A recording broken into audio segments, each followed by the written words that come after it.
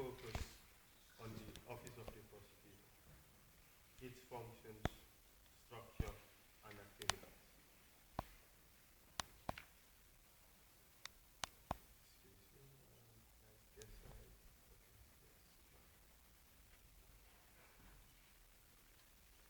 The Office of the Prosecutor normally is the institution or the organ of the ICC which receives referrals from states and also from the Security Council, and also on its own initiative examines information that he receives, and on that basis he examines cases and also conducts investigations and prosecutions. This presentation I'm going to make will focus on 5 key areas. The first is how the OTP, which is the Office of the Prosecutor, how it functions and how is it structured. What are the legal principles that guide the Office of the Prosecutor in its work? What are our work processes, the current situations that we are working on, the challenges that we face, and the key strategies we have to deal with those issues. The Office of the Prosecutor, as I mentioned earlier, receives the referrals either from states or from the Security Council, or on its own initiative, it can put together information about crimes that are being committed, seek additional information from victims, groups, United Nations and other organizations, and on that basis, he will examine all this information, conduct investigations and prosecutions.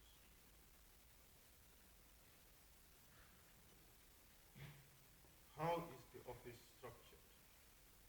The office is headed by the prosecutor, Luis Moreno Ocampo. He has 3 divisions in his office.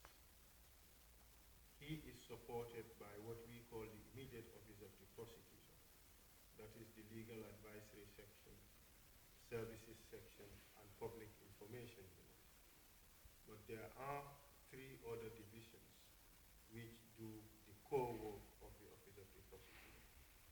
The first is the Jurisdiction, Complementarity and Cooperation Division.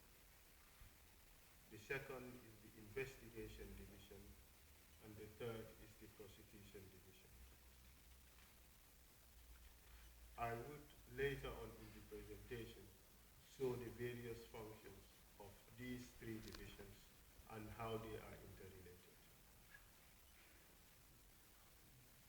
In doing his work, the prosecutor is guided by 3 fundamental legal principles. The first is independence, the second is objectivity, and the third is complementarity. So I will deal with each of these important principles. First, with the principle of independence. What does this mean? It means that the prosecutor is independent from other organs of the court. It is independent from the registry. It is independent from chambers and the presidency. It does its own work without taking any direction from the other organs of the court. It is also independent from other individuals. No one single person can direct him as to how to do his work or what to do. He is also independent from states. He is also independent from international organizations. He also has powers to initiate his own investigations. That is what we mean by independence when we of the prosecutor. The second important principle is that of objectivity. mean that the prosecutor has to be very objective and balanced in the way he does his work. His principal objective when he investigates is to try to establish the truth. In so doing, he investigates both facts that implicate people of crimes. He also investigates facts that exonerate people of crimes. So he has to have a balance, investigate both incriminating and exculpatory facts equally. He also has a duty, once he has someone charged, to disclose to this person the evidence that he intends to use against that person. This is the principle of objectivity. The third most important principle is one of complementarity. As you all know, the ICC shares jurisdiction with the states wherein the crimes are committed. Those states have the primary responsibility to investigate and prosecute. The ICC also have the same power to investigate and prosecute. That's why the powers to investigate these crimes are complementary to one another. So that's where the complementarity principle derives. But the ICC is a court of last resort. The primary jurisdiction rests with the states. If the states fail to investigate or prosecute, either because they are unwilling or they are unable, or they do it with an intention to hide somebody's responsibility, then the ICC jurisdiction will kick in. But initially, the states have the first and primary responsibility to investigate and prosecute. Now, let's talk about the preliminary examination and investigation of a case. A case starts usually with a referral from a state party, or it starts from a referral by the Security Council. Earlier on, somebody asked this question: how does referral from the Security Council occur? We should all realize that the Security Council has a responsibility for the maintenance of international peace and security. From that power, the Rome Statute has given the Security Council the power to refer to the court any cases or situations which it believes should be investigated such that the crimes committed there can be prosecuted. But the Security Council would do that as part of its functions for the maintenance of international peace and security.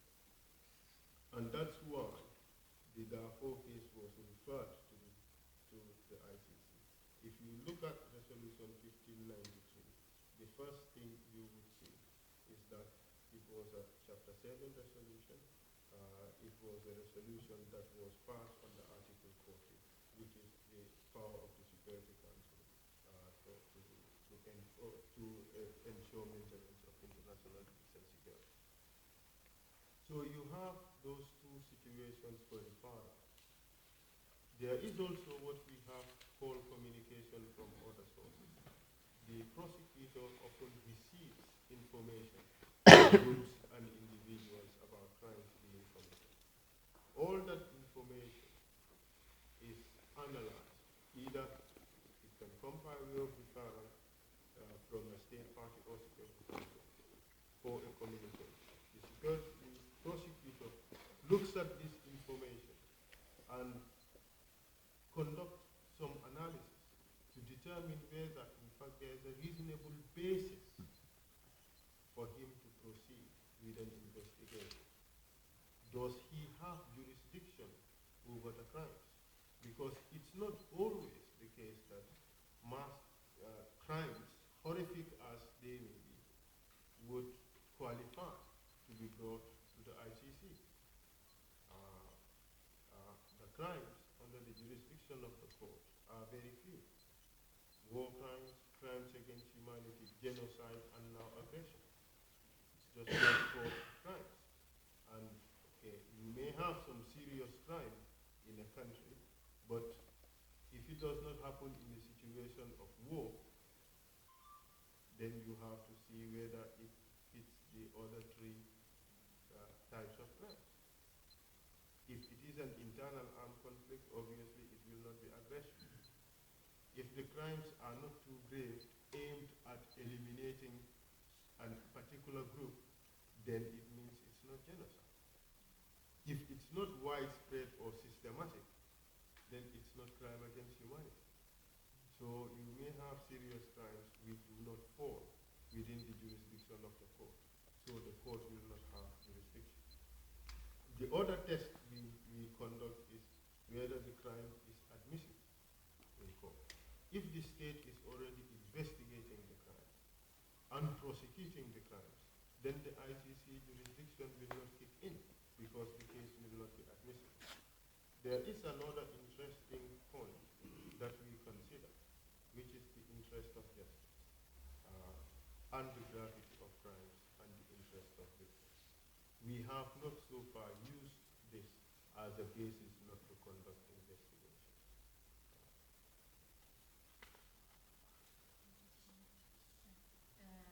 شيء واضح إذا في حدا بيفضل يعني ترجمة فورية لو سمحت هلا الدولية الترجمة النقطة الأخيرة عفوا ترجمة سريعة بدكم ترجمة فورية سريعة they prefer immediate interpretation like in brief for everything كل شيء